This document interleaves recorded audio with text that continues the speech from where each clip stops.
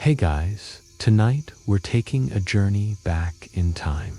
A delightful little tumble into the powdered, pomaded, and often perilously perched world of early modern European wigs. Imagine, if you will, strutting through the gilded halls of Versailles, sunlight glinting off your magnificent, towering periwig.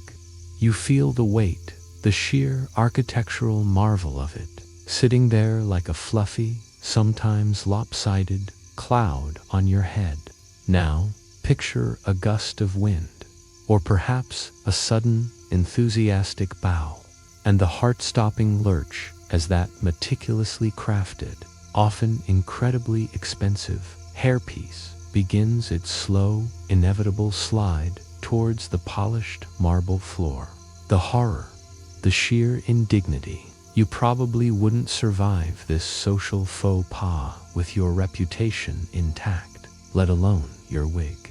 So, before you get comfortable, take a moment to like the video and subscribe, but only if you genuinely enjoy what I do here. And while you're at it, let me know where you're tuning in from and what time it is for you. Now, dim the lights. Maybe turn on a fan for that soft background hum. And let's ease into tonight's journey together.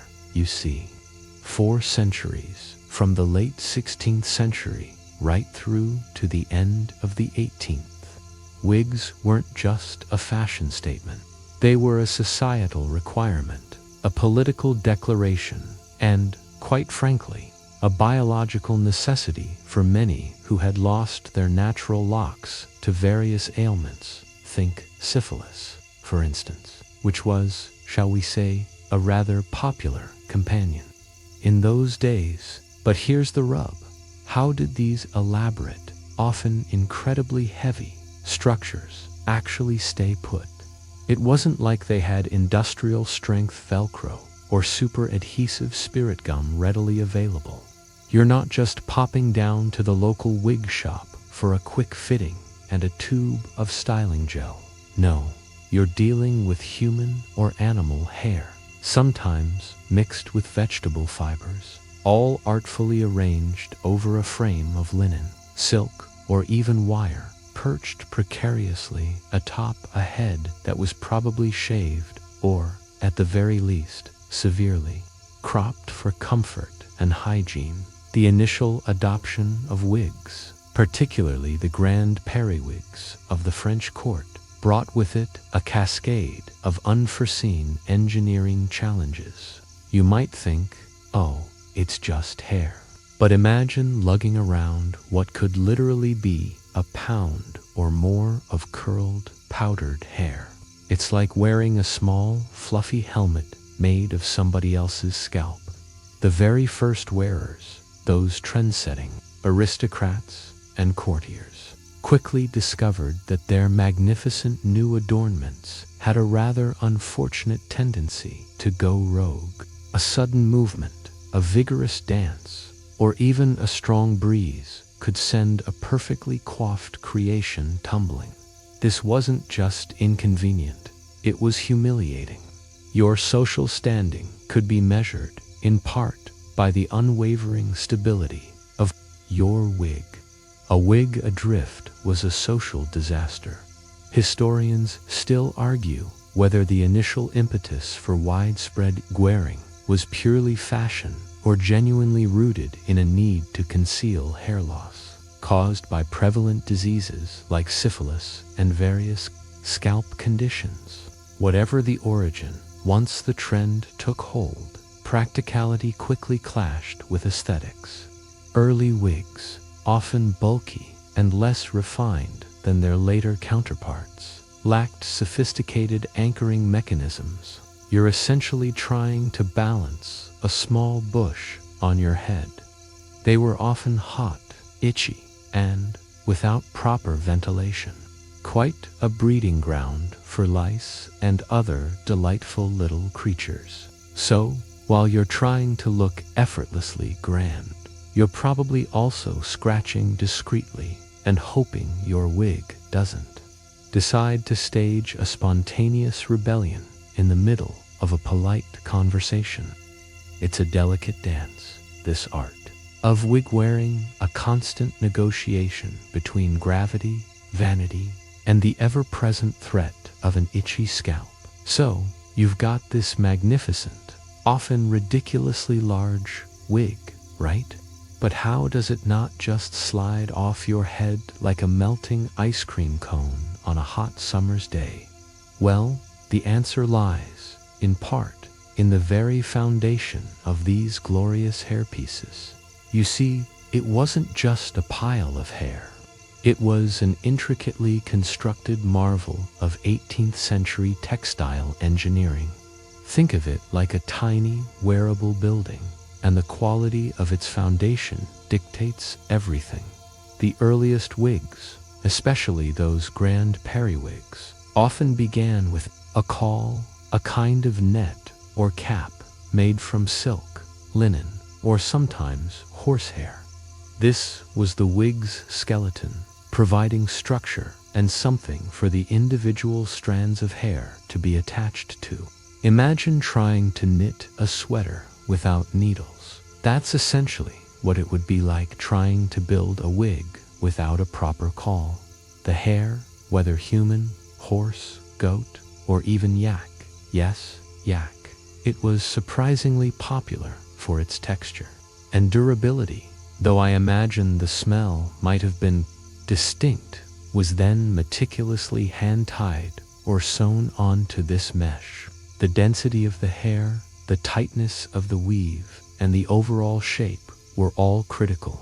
A loosely constructed wig, for all its beauty, was a wobbly disaster waiting to happen now.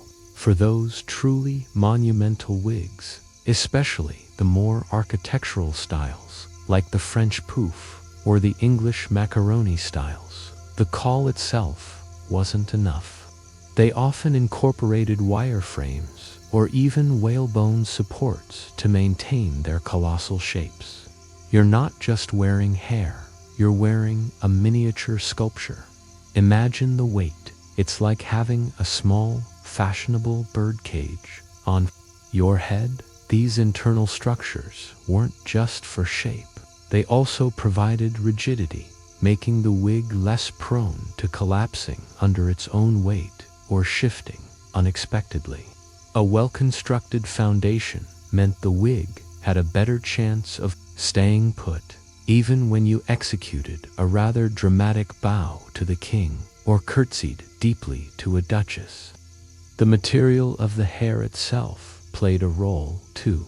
Human hair, while prized for its natural look and feel, could be quite slippery if not properly prepared. Animal hair, especially horsehair, tended to be coarser and offered more grip. This might sound counterintuitive, but think about it. Rougher textures tend to cling better. Of course, this also meant it could be itchier, leading to an endless cycle of discreet scratching under your magnificent powdered edifice. A little-known fact is that some wig makers would even subtly incorporate animal dander into the wig's base to help it grip the scalp. A practice that, while effective, probably didn't do wonders for allergen sufferers. Just imagine the sneezes. At a fancy ball, historians still argue whether the choice of specific animal hair over human hair was primarily due to cost, availability, or genuine technical advantages in terms of hold and styling. Whatever the reason, the core principle remained. A stable base was paramount. Without a sturdy foundation, all the subsequent efforts to keep the wig from falling off would be futile. You could glue it, pin it, tie it, but if the very structure was flimsy, you were fighting a losing battle against gravity and social embarrassment. It was the wig maker's first and most critical test. Could they create a structure strong enough to withstand the rigors of 18th century aristocratic life, all while looking effortlessly opulent? The answer as you can imagine, varied wildly. From wig to wig, and from wig maker to wig-maker. So you've got your wig, beautifully constructed, with its sturdy caul, and perhaps even some clever internal wiring. But here's the thing, even the most robust foundation isn't immune to the relentless pull of gravity, especially when you're executing a grand sweeping bow, or trying to navigate a crowded ballroom without knocking someone's powdered coiffure askew. This is where the truly creative solutions came into play. The sticky stuff, the goo, the things that were supposed to hold your hairpiece firmly in place without making it look like you'd glued a small animal to your head. Enter the world of adhesives and pastes. Now, don't imagine anything as sophisticated as modern spirit gum or medical-grade tape. You're thinking more along the lines of, well, whatever they could concoct in an apothecary's shop that seemed remotely sticky. One popular method involved various forms of pomade, which was essentially a heavily scented ointment made from animal fats like bear grease or beef marrow, mixed with beeswax or gum arabic. This wasn't just for styling the wig's hair. It was also applied to the wearer's scalp or natural hair if they had any left, to create a tacky surface that the wig could grip onto. Imagine greasing up your head like a frying pan, then trying to stick a giant hairball to it. Sounds delightful, right? Beyond pomades, there were more direct and often more desperate attempts at adhesion. Resins extracted from trees, like frankincense or myrrh, were sometimes powdered and mixed with oils to create a sticky paste.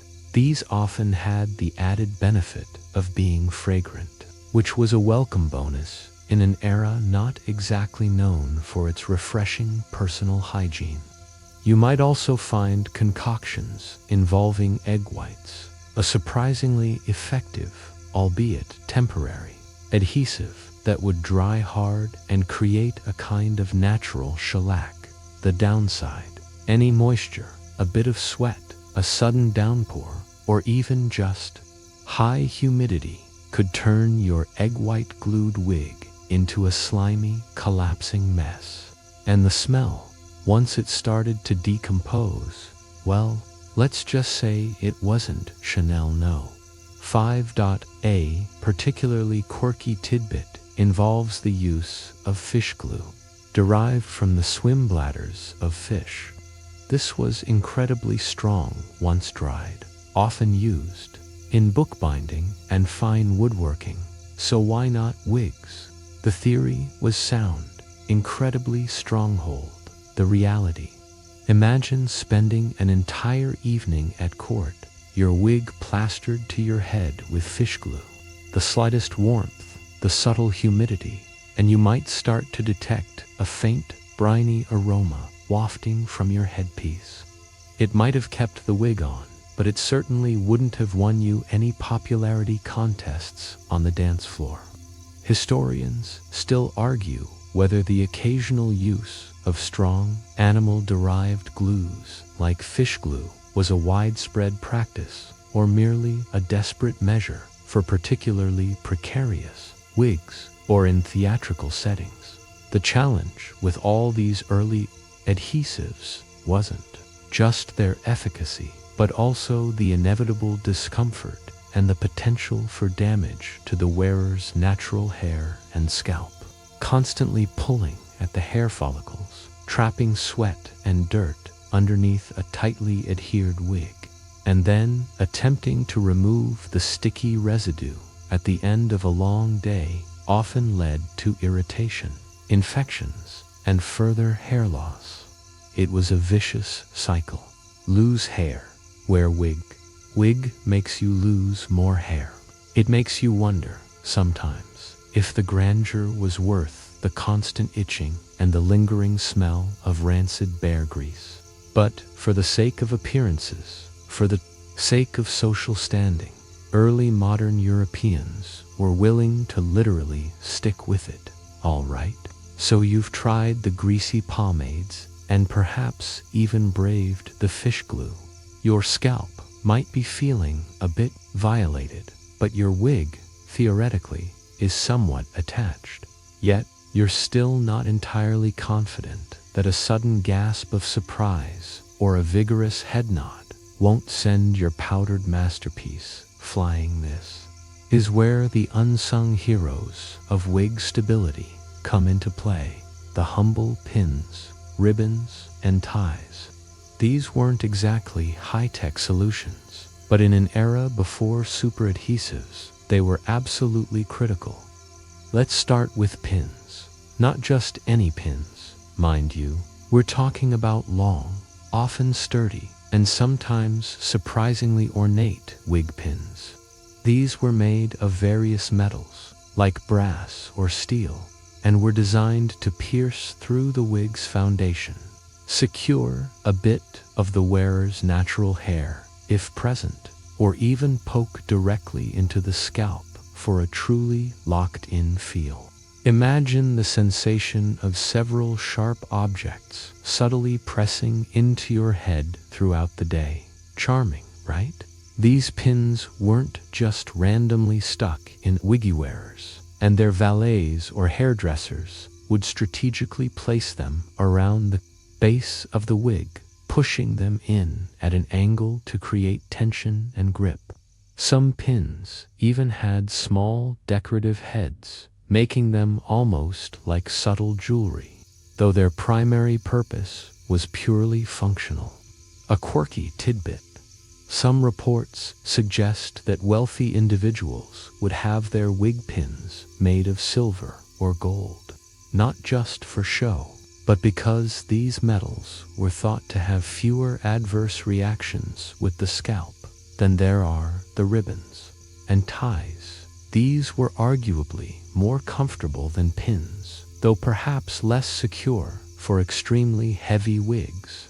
Imagine thin silk ribbons, sometimes in matching or contrasting colors to the wig or outfit, sewn on to the inner edge of the wig's caul. These ribbons would then be tied securely under the chin, much like a bonnet, or around the back of the neck.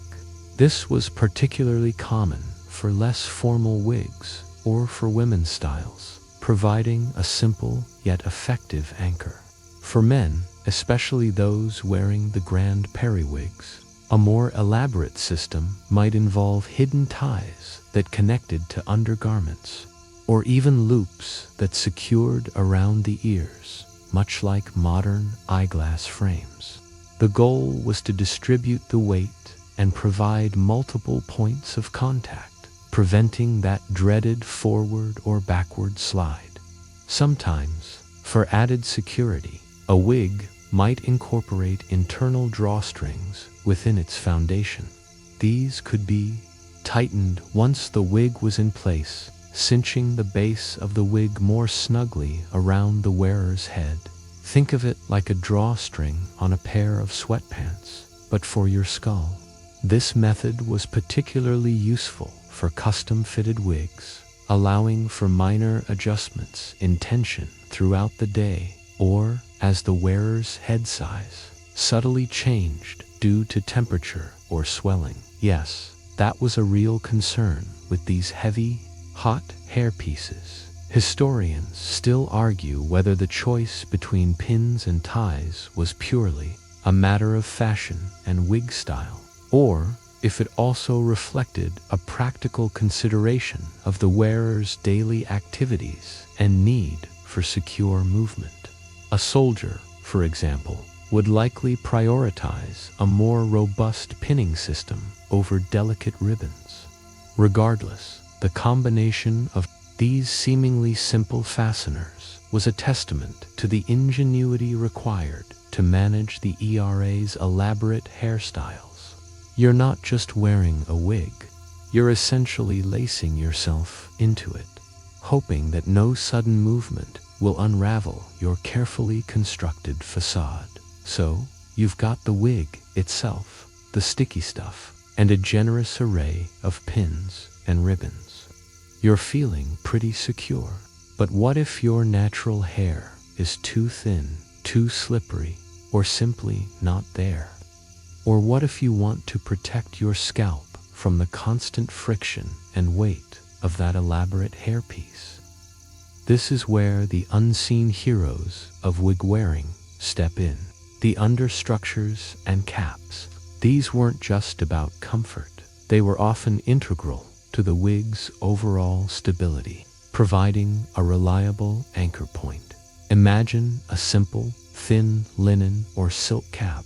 This was probably the most common understructure. You'd pull this cap tightly over your natural hair, often after it had been shaved or closely cropped. This served several purposes. It kept your own hair neatly contained, prevented it from poking out awkwardly, and, crucially, provided a relatively stable, slightly grippy surface for the wig to sit upon. Think of it like a bathing cap, but for your wig. Sometimes, these caps would have small loops or reinforced sections specifically designed to allow wig pins to pass through without tearing the fabric, giving the pins something solid to latch onto besides your scalp. It also offered a thin barrier against the rougher textures of the wig's caul and any itchy animal hair. For those with little to no natural hair, or for particularly heavy wigs, more elaborate understructures might have been employed. Picture a kind of padded skull cap, sometimes made of felt or even stiffened buckram. These offered more cushioning and a firmer base. Some were even custom fitted, providing a snug, almost helmet-like foundation. The idea was to create a consistent, reliable surface that wouldn't shift independently of the head. This allowed the wig maker to design the wig with the expectation of a perfectly round, stable platform, rather than trying to account for the unpredictable lumps and bumps of an actual head of hair. It also helped distribute the often considerable weight of a large wig, preventing localized pressure points that could lead to discomfort or even headaches. A quirky tidbit that adds to the layered complexity of this era. Some undercaps, particularly 4 very elaborate court wigs, were actually integrated with a false front or hairline. This meant that even if your natural hairline was receding or uneven, the cap could provide a perfectly shaped, often powdered, forehead that the wig would then seamlessly blend into. It was like having a preset canvas for your hairpiece. This also meant that if your wig did shift slightly, it wouldn't immediately reveal your natural hair or lack thereof underneath, preserving the illusion. Historians still argue whether the primary motivation for wearing these undercaps was hygiene, comfort, or strictly structural support for the wig. It was likely a combination of all three.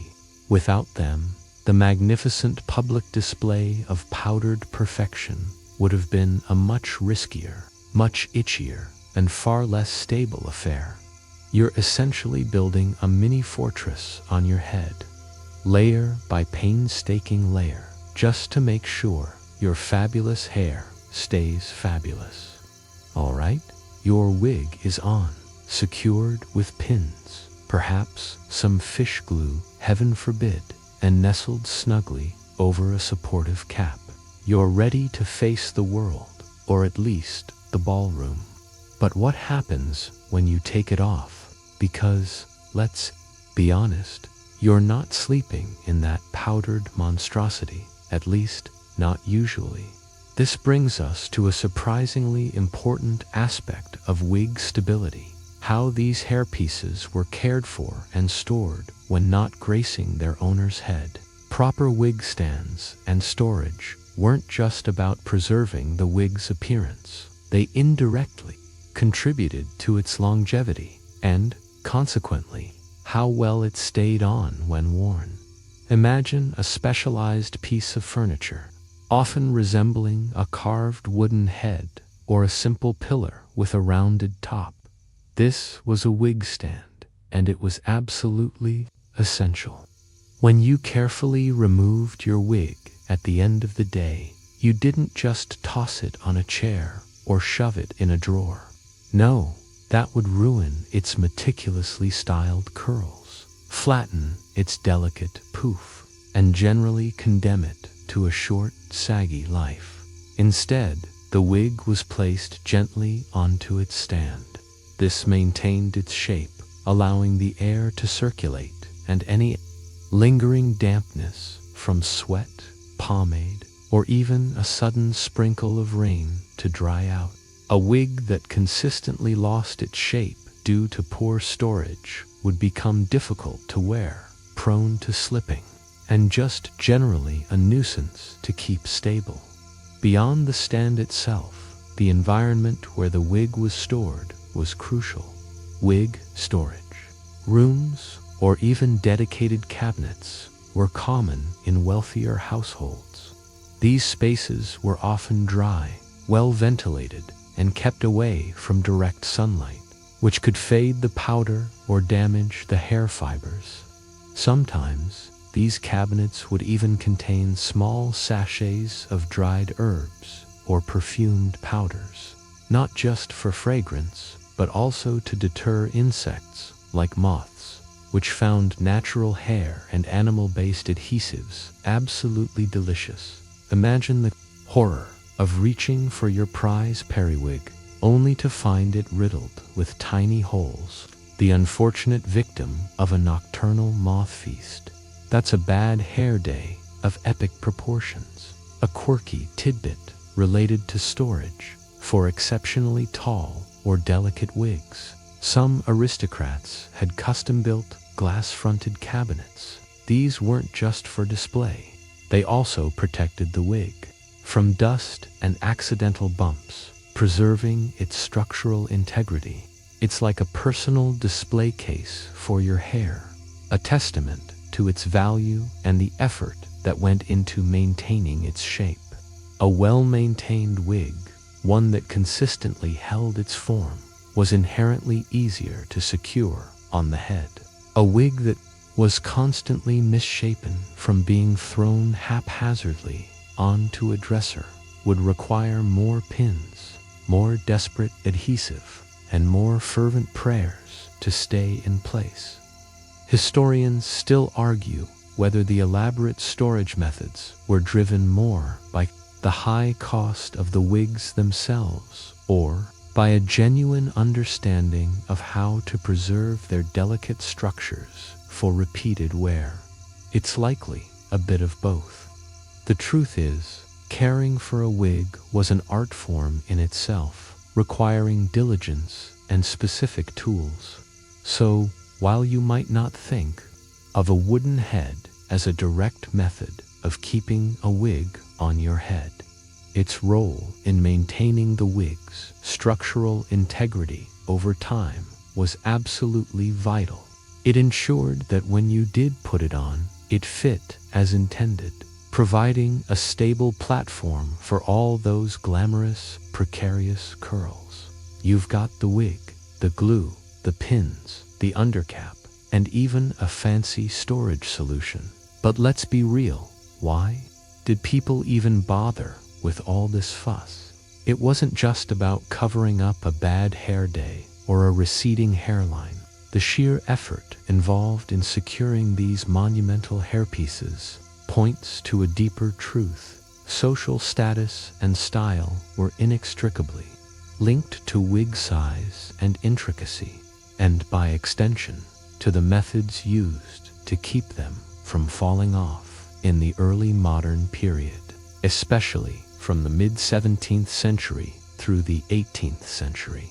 Your wig was practically a billboard for your wealth, power, and adherence to courtly fashion. The bigger, the whiter, the more elaborately curled and powdered, the higher your standing.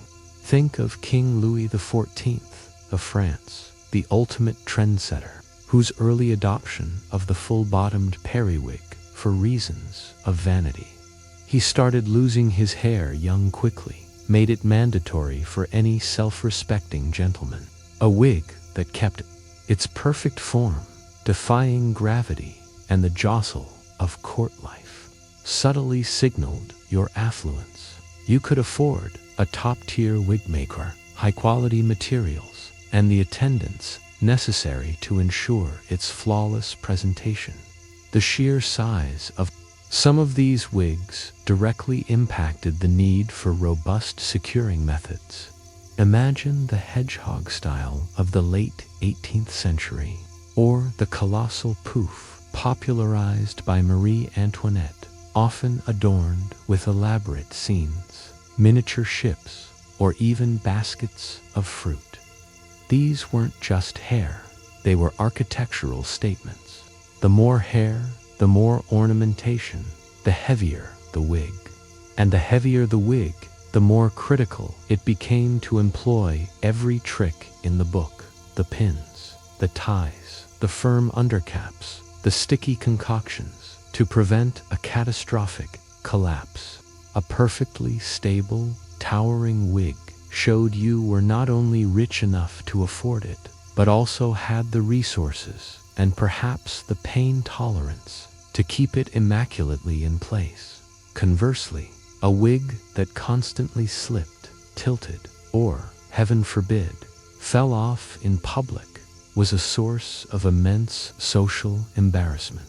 It indicated a lack of care, a cheaper wig, or simply an inability to maintain the rigid standards of court etiquette. It's like showing up to a black tie gala with your trousers around your ankles. You just don't do it. The pressure to maintain wig decorum was immense, driving the innovation and adoption of various securing techniques. A quirky tidbit that underlines this social pressure for some of the grandest wigs, especially those worn by high-ranking judges or state officials. There were even whispers of subtle, weighted internal structures, not to add height, but to provide a low center of gravity, making the wig less prone to toppling. It's like the little lead weights you find in the base of a fancy desk ornament, but for your hair. Historians still argue whether such hidden weights were a common practice or more of an urban legend passed down through wig-making guilds. But the very idea illustrates the lengths to which people would go for stability. So, while we might chuckle at the absurdity of these fashion choices from our modern vantage point, for the early modern European, the security of their wig wasn't just about comfort. It was about reputation, power, and navigating a society where appearances were everything. Your wig literally held your status aloft so far. We've mostly talked about the general challenges of keeping a wig on in a world obsessed with them. But what about those whose daily grind put extra demands on their powdered perukes? For certain professions and social roles, merely looking good wasn't enough. The wig had to withstand the rigors of specific duties. This brings us to occupational wig needs, where practical considerations often dictated unique wig-wearing solutions. Consider, for instance, a soldier or an officer in the army. While you might imagine them marching into battle with a full, powdered periwig, reality often intervened. For parade ground appearances or formal occasions, they might wear their grandest wigs, meticulously secured with every available pin and tie, perhaps even reinforced stitching on the undercap. But on campaign, or during actual combat, practicality usually won out. Wigs would be cut shorter, tied back simply, or even replaced by simpler natural hair arrangements. However, for those still sporting wigs, the need for robust security was paramount. Imagine trying to give orders or wield a sword while your carefully powdered hairpiece slid precariously down your face. Some military wigs incorporated stronger, broader ties that went beneath the chin and fastened to a soldier's uniform collar, essentially anchoring the wig to their body, not just their head. This provided a far greater degree of stability during movement, marching, or even riding a horse. Then there were the legal and judicial professions. Judges, barristers, and other legal figures wore very distinctive wigs, often full-bottomed, and made of horsehair, designed to convey gravitas and tradition. These wigs were incredibly heavy and were worn for long hours, often in stuffy courtrooms. The challenge here wasn't dynamic movement, but sustained, static security. These wigs often relied heavily on tightly fitted undercaps, often made of stiff linen or even leather, which could be tightly laced or buckled under the chin for a truly secure fit. The idea was to create a firm, unyielding base that wouldn't shift even during hours of intense legal debate. A wig falling off in court would not only be mortifying for the individual, but could be seen as undermining the solemnity of the proceedings. A quirky tidbit that highlights the extremes of occupational wiggering for stage performers and actors, whose movements were often exaggerated and dramatic. The methods of securing wigs were even more aggressive. They might use stronger glues, more numerous pins, and even elasticized bands hidden within the wig to ensure it stayed put through leaps, dances, and passionate declarations. There are anecdotes of actors resorting to extreme measures like applying heated resin directly to their shaved scalps for maximum adhesion, a practice that sounds incredibly painful and certainly not conducive to long-term hair health. Historians still argue whether the more extreme theatrical wig-securing methods bled into everyday, wherefore particularly active individuals, or if they remained largely confined to the stage due to their inherent discomfort. Ultimately, the demands of various professions forced wig wearers and wig makers to adapt. It wasn't just about fashion, it was about function. Whether it was a soldier needing his wig to stay put in the field, a judge needing his to convey unshakable authority in court, or an actor needing his to survive a dramatic tumble, the drive for stability was constant, pushing the boundaries of what could be endured in the name of a perfectly coiffed appearance. So, you've meticulously secured your wig, perhaps with extra ties if you're a soldier, or a super tight undercap. If you're a judge, you feel invincible, ready for anything. But what about the elements?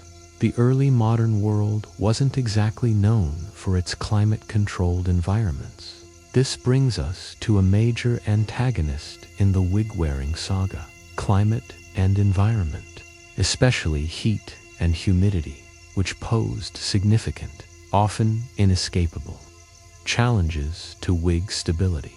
Imagine a sweltering summer day in London or Paris. The air is thick with humidity, sweat is beading on your brow, and you're wearing a massive, powdered wig. The heat alone was enough to make anyone uncomfortable, but for a wig, it was a structural nightmare. High humidity caused the tightly curled and styled hair to lose its set, going limp and frizzy. This wasn't just an aesthetic problem. As the hair softened, the entire wig became less rigid, more prone to shifting and sagging. The carefully constructed poofs and cascades would begin to droop, making the wig less stable on its foundation. It's like trying to build a sandcastle when the tide is coming in.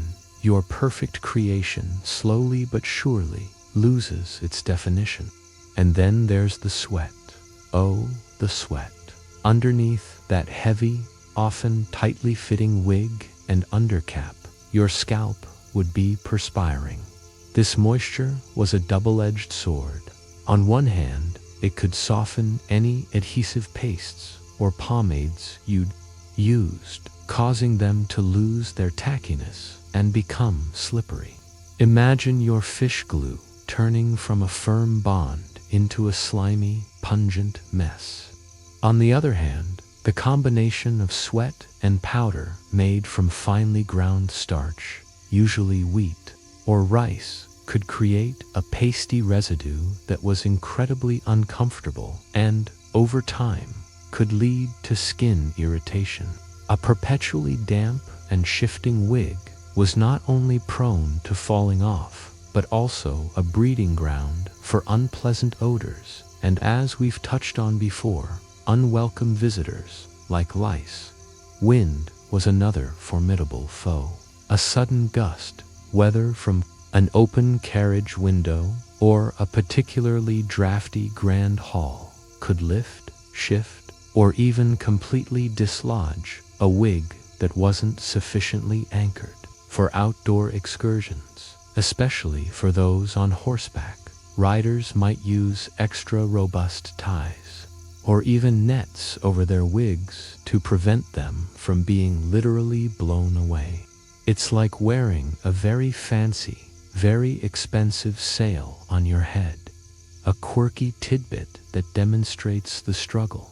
Some wealthy individuals, particularly in very hot climates like the American colonies or parts of southern Europe, would have multiple identical wigs, not just for variety, but to allow one to be aired out and restyled while another was being worn. This was a direct response to the impact of humidity and sweat, ensuring that a fresh, stable wig was always available. Historians still argue whether the invention of early ventilation systems in some wig designs, such as looser weaves or perforations in the caul, was a direct response to climate challenges or simply a side benefit of new manufacturing techniques. Ultimately, early modern Europeans were constantly battling the elements in their quest for wig perfection. The heat made them sag, the humidity made them limp, and the wind threatened to send them sailing. Keeping a wig securely on wasn't just about good design. It was a daily fight against the very forces of nature. So you've battled the humidity and the wind, and your wig, against all odds, remains steadfastly atop your head. Now you must navigate the intricate dance of early modern society, where every gesture, every movement was scrutinized. This brings us to the immense pressure of public appearances and etiquette, where maintaining wig decorum was not just about comfort, but paramount to your social standing. Imagine attending a grand court ball. You are surrounded by hundreds of similarly coiffed individuals, all vying for attention, all performing the elaborate rituals of bowing, curtsying, and polite conversation. A wig that shifted even slightly, revealing a bit of your natural scalp or appearing lopsided, could draw unwanted attention and even whispers. It was a subtle but clear indication that you were either uncaring, slovenly, or worse, lacked the resources to maintain your appearance properly. The ideal was effortless grandeur, even if the reality was a constant internal battle against gravity and an itchy scalp. The very acts of formal etiquette posed specific threats to wig stability. A deep bow, for instance, could easily send a front-heavy periwig tumbling forward. A vigorous curtsy could cause a wig to slide backward, exposing the forehead. To combat this, wearers developed subtle techniques, You might see a gentleman strategically placing his hand near his wig during a bow, not to adjust it, but to subtly brace it. Ladies might hold their heads at a very specific angle during a curtsy, minimizing the chance of a slip. These weren't overt actions. They were graceful, almost imperceptible adjustments that became second nature to seasoned wig wearers. The act of dancing, particularly the more energetic court dances, was another significant challenge. Imagine a minuet full of precise steps and turns, all while trying to keep a heavy, powdered structure from flying off. For this, the aforementioned ties and extra pins became absolutely indispensable. Some dancers might even have opted for slightly less elaborate and thus lighter wigs for such occasions, prioritizing stability over maximum grandeur.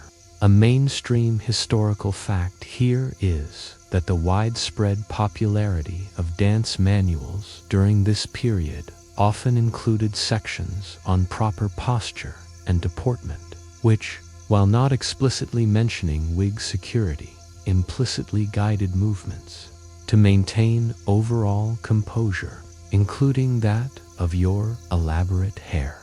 A quirky tidbit that illustrates the public scrutiny. There were even polite, yet pointed, societal warnings about wig hygiene and stability. A loose strand of hair, a speck of powder falling onto your shoulder, or a wig that appeared to have been worn for days without fresh powder could earn you a reputation. This fear of social judgment undoubtedly pushed individuals to ensure their wigs were impeccably secured and presented. Historians still argue whether the exaggerated styles of the late 18th century, such as the towering poofs, were in part a rebellious statement against the rigid decorum that dictated such meticulous maintenance, or simply the natural progression of fashion pushed to its absurd limits. So, for the early modern European, keeping a wig on was far more than a personal convenience. It was a public performance, a constant act of maintaining an illusion of effortless perfection in a world that judged every detail. Your wig wasn't just on your head. It was on display, a silent testament to your adherence to the unwritten yet strictly enforced rules of polite society. You've mastered the subtle head tilt for bowing and the strategic hand brace for dancing. Your wig, a testament to your social grace, remains firmly in place. But despite all precautions, sometimes gravity and unforeseen circumstances conspire against even the most diligently secured hairpiece. This brings us to the inevitable and often hilarious topic of accidents and mishaps, those embarrassing moments when wigs went rogue. Picture this: you're at a grand dinner party, engaged in lively conversation, perhaps gesturing expansively. Suddenly, your hand catches the edge of your meticulously styled periwig, and with a horrifying lurch, it begins its slow, inevitable descent. Or perhaps you're descending a grand staircase, miss a step, stumble, and as you regain your balance, your towering poof makes a graceful aerial exit from your head, landing with a soft thud at the feet of an aghast duchess. These weren't just minor inconveniences. They were sources of immense public humiliation. Imagine trying to retrieve your wig with as much dignity as possible, all while stifling a blush and pretending it was all part of an elaborate new parlor trick. One of the most common mishaps involved the dreaded wig slip. This wasn't a full-blown fall, but rather a subtle tilt or slide that would reveal the wearer's shaved scalp or undercap. It was the equivalent of realizing your fly is down in the middle of a job interview, mortifying, but not catastrophic. Yet, it required an immediate, discreet adjustment, often performed with a quick, seemingly casual scratch of the head, or a sudden rearrangement of one's posture. These small slips were often a result of insufficient pins, a poorly fitted undercap, or simply the accumulated effect of sweat and movement loosening the wig's grip. A mainstream historical fact. King Louis XIV, the very monarch who popularized the periwig, was himself known to have experienced wig mishaps. There are accounts of his wigs, often incredibly heavy and elaborate, slipping or becoming dislodged during particularly strenuous activities or even during state ceremonies. His personal valets and wig dressers were on constant standby, ready to spring into action and discreetly resecure the royal hairpiece before anyone of importance noticed. A quirky tidbit that adds to the visual comedy. Some satirical cartoons and caricatures from the 18th century often depicted wigs flying off heads during arguments, fights, or even romantic pursuits, highlighting the public's awareness and amusement at these common misfortunes. These exaggerated portrayals cemented the image of the precarious wig in popular culture. Historians still argue whether the frequent depiction of wig mishaps in popular art was an accurate reflection of daily occurrences or simply a comedic exaggeration used to lampoon the perceived vanity of the era beyond the immediate embarrassment. These accidents sometimes had practical consequences. A wig falling into a candle flame, for instance, could not only ruin the expensive hairpiece, but also pose a fire hazard in a time when courtly halls were lit by hundreds of open flames. Imagine your hair catching fire. So, while we might find these anecdotes amusing now, for the early modern European, a wig mishap was a serious breach of decorum, a potential danger, and a stark reminder of the constant battle against gravity and social judgment. You've survived the rogue wig incident, perhaps even managed a quick, discreet recovery before anyone important noticed. These embarrassing mishaps, alongside the constant battle with heat, humidity, and simple gravity, inevitably spurred ingenuity. The sheer impracticality of routinely losing one's expensive, status symbol hairpiece led to a series of innovations and improvements in wig making and wig technology over time. One significant advancement came in the refinement of the caul, the underlying net structure. Early cauls could be stiff and uncomfortable, but wig makers began experimenting with finer, more flexible meshes, often woven from silk thread. This not only made the wig lighter and more comfortable, but also allowed for a more precise, snug fit against the wearer's head. A better fitting base meant less reliance on external adhesives or a multitude of pins. Think of it like modern athletic wear versus a stiff old woolen sweater. Comfort directly impacts how well it stays on and moves with you. Another crucial innovation was the development of spring-loaded mechanisms for certain wig styles, particularly towards the later part of the 18th century. These weren't actual metal springs you might find in a watch, but rather cleverly designed internal frames made of lightweight, flexible materials like whalebone or even resilient cane, which could expand slightly to grip the head. Imagine a very gentle internal clamp, ensuring a firm but not uncomfortable hold. This reduced the need for external ties or excessive pinning, allowing for greater freedom of movement and less discomfort. It was a subtle engineering marvel hidden within the fluffy confines of the wig. The very materials used for the hair itself also saw improvements. As wig making became a more established craft, processes for treating and curling both human and animal hair became more sophisticated.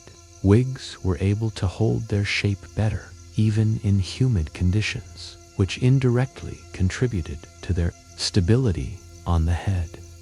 If the hair itself maintained its structure, the entire wig was less likely to sag or deform, and thus less likely to slip.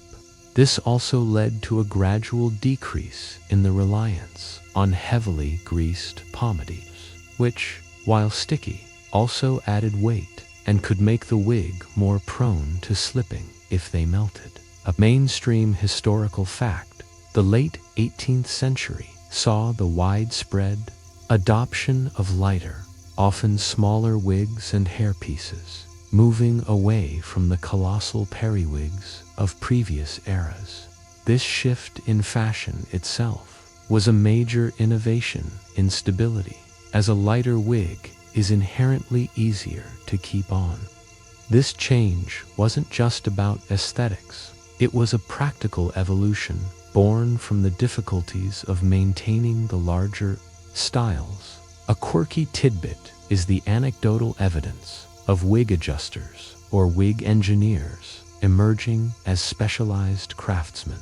These individuals didn't just make wigs, they focused on perfecting the fit and security, sometimes even traveling with their aristocratic clients to offer on-the-spot adjustments. Historians still argue whether these dedicated wig engineers were a distinct profession or simply particularly skilled wig makers. Whatever their title, their existence points to the ongoing demand for better wig securing solutions.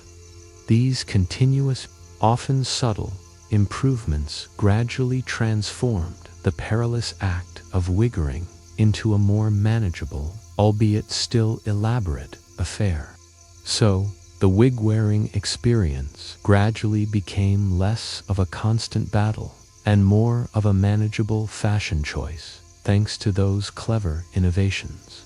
But as the 18th century drew to a close and the 19th century dawned, a much more profound shift began to occur.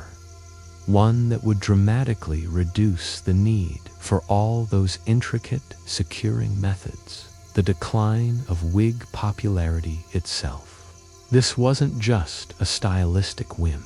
It was a socio-political earthquake that would eventually relegate elaborate wigs to courtrooms and ceremonial occasions. The French Revolution, which began in 1789, played an enormous role in this dramatic shift. Before the revolution, wigs, particularly the powdered, elaborate styles, were synonymous with the aristocracy, the very class that the revolutionaries sought to dismantle. To continue wearing a towering, powdered wig was to openly declare your loyalty to the old regime, a potentially life-threatening fashion statement in revolutionary France. Simplicity and naturalness became the new sartorial ideals, reflecting the revolutionary emphasis on equality and a rejection of aristocratic excess. Why would you bother with complex pins and glues when the very act of wearing a wig could lead to the guillotine? Even in countries not directly embroiled in the revolution, the Republican ideals of simplicity and natural hair gained traction. In Britain, for example, while wigs didn't disappear overnight, their everyday use diminished significantly.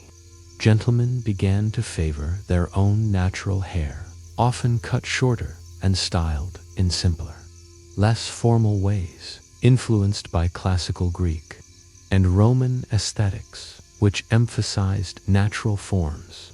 This meant less need for the undercaps, the pins, the ribbons, and certainly less of the sticky pomades that were designed to hold heavy, artificial hair. It was a liberation, in a sense, from the tyranny of the periwig. A mainstream historical fact: William Pitt the Younger, the British Prime Minister at the turn of the 19th century, famously ceased wearing a powdered wig in daily life, opting for a simpler, unpowdered style of his natural hair. This act, while seemingly minor, symbolized the changing times and contributed to the decline of wiggering among the political elite. When the Prime Minister sheds his wig, others are sure to follow.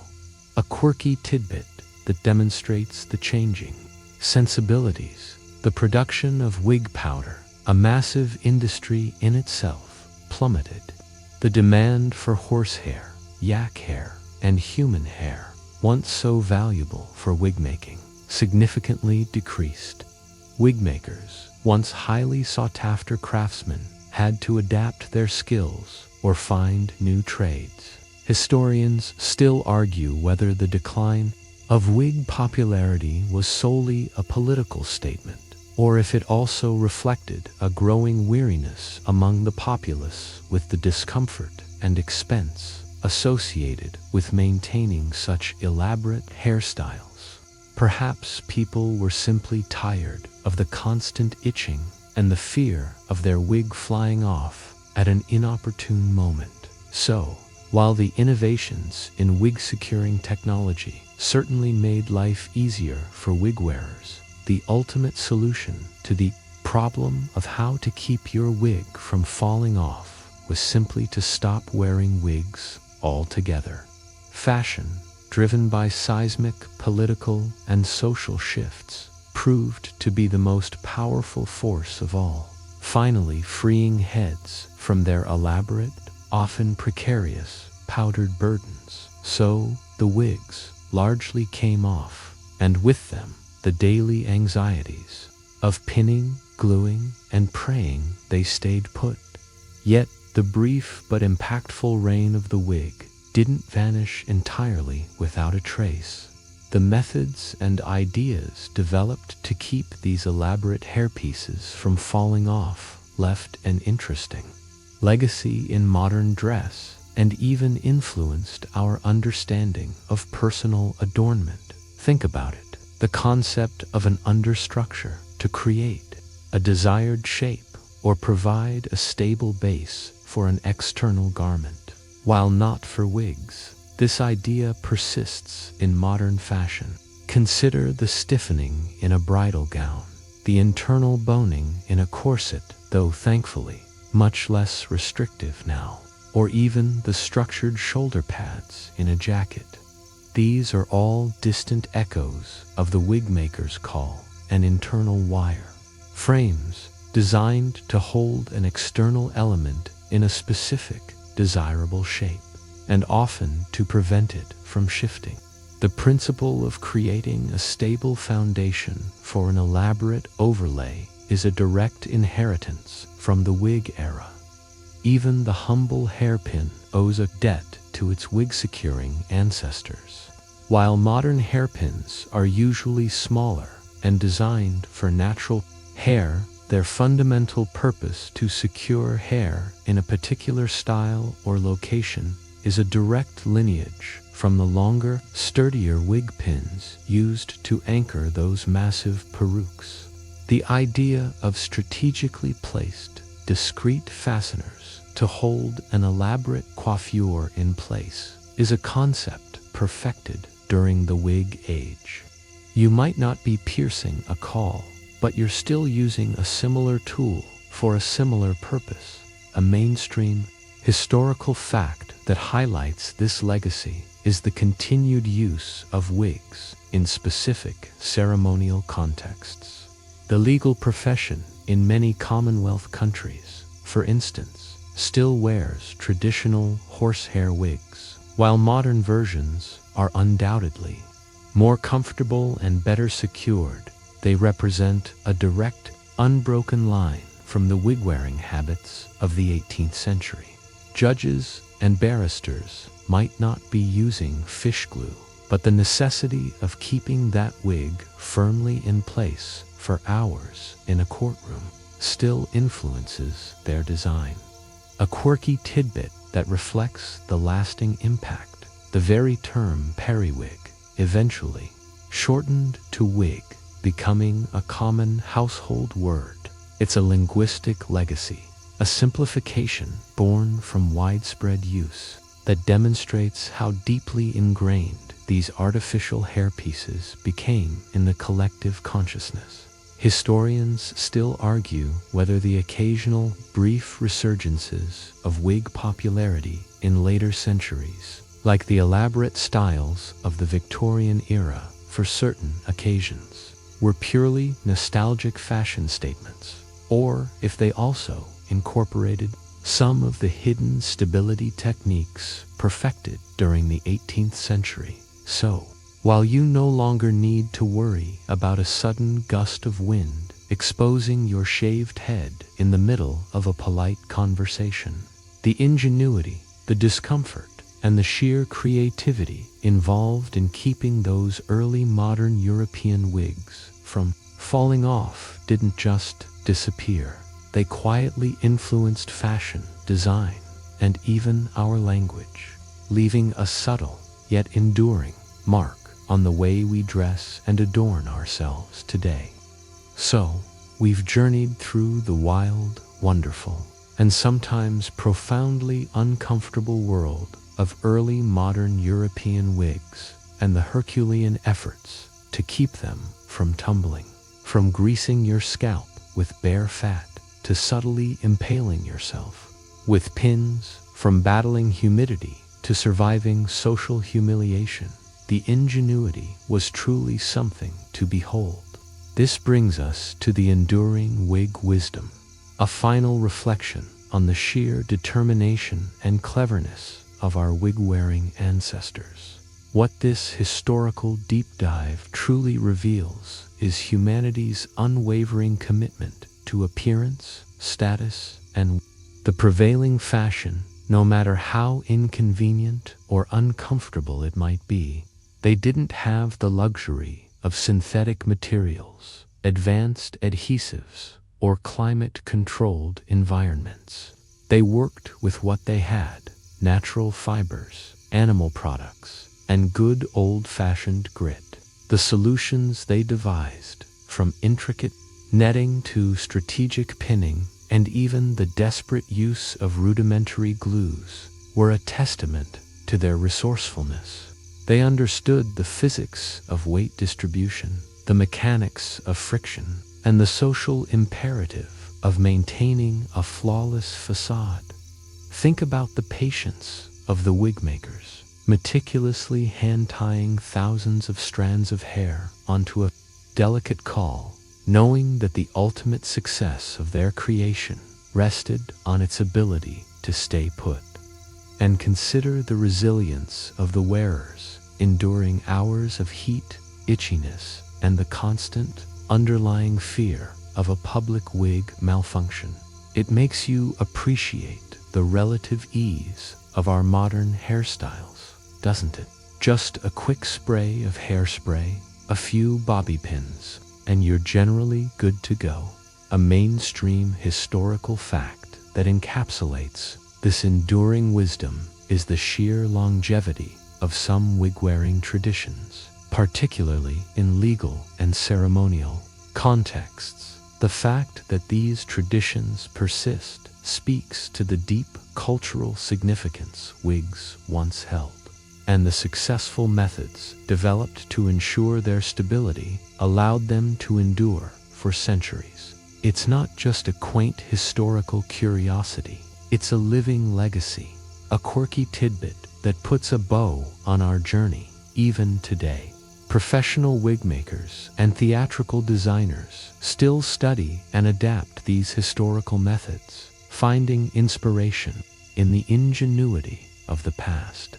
They might use modern materials, but the underlying principles of structure, support, and secure attachment often harken back to the same challenges faced by wig wearers centuries ago. Historians still argue whether the physical discomfort endured by wigwaros ultimately contributed to the decline of wig fashion alongside political shifts, or if vanity would have simply found new ways to overcome it. So, as you drift off tonight, perhaps you'll have a newfound appreciation for your own comfortably unadorned head.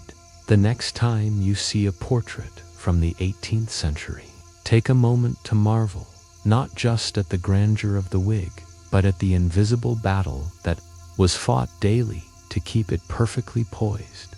It was a quieter kind of courage, certainly, but courage nonetheless. And now, as the gentle hum of the fan fills the room, and the last lingering images of powdered perukes begin to fade from your mind's eye, let your thoughts settle. Allow the soft murmur of the past to lull you into a peaceful slumber. The pressures of court, the fear of a rogue wig, the endless itching, they all belong to another time, another place. Here, in the quiet of your room, you are safe, secure, and wonderfully comfortable. Feel the weight of your head on the pillow, light and unburdened.